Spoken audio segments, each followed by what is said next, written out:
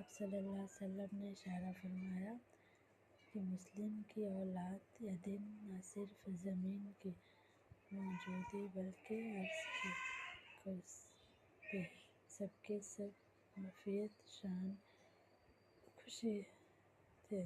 اس وجہ سے یہ حضور صلی اللہ علیہ وسلم کی اولاد کی شریف کفر و ضلالت ختم کرنے والی اور توحید حقیقت تھی، جس کی بدولت علم کا قیام اور ظہور چوک تمام علم بیکاری کا صرف تھا۔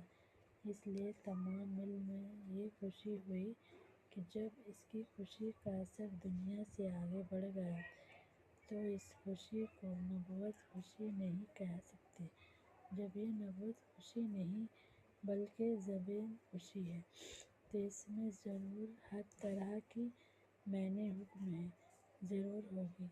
میں نے اس کے جو میں بھی اس کی کیفیت اور طریقے میں بھی اس کا مفہوم عید میلاد النبی کی فریاد ہم کو دکھاتے ہیں۔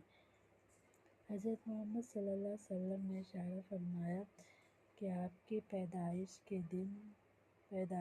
دن کو عید ماننے کا حکم معلوم ہوتا ہے، اور اس کی کیا ہے صورت تباہی۔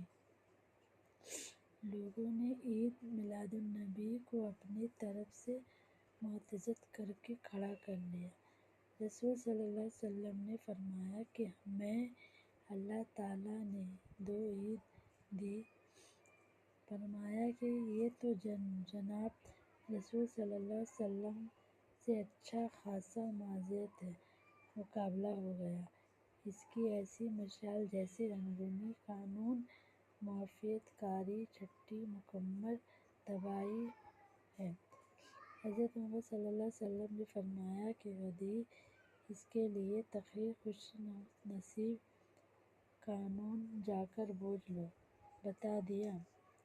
حضرت محمد صلی اللہ علیہ وسلم نے فرمایا کہ اچھی خوشی مناسب جن کی تقریر کے لیے یہ کاری مکمل قیام کرے۔ خوش کرنا بڑی عدت نہیں سمجھ گئے، لیکن اس میں ایک دوسرے اعضاء میں نے بہت سی گورنمنٹ کی مکمل کا حکم کیا ہے۔ بیشی کرنا جس کی وجہ سے معافیت ہو گیا اور یہ مکمل قیام ہو گیا۔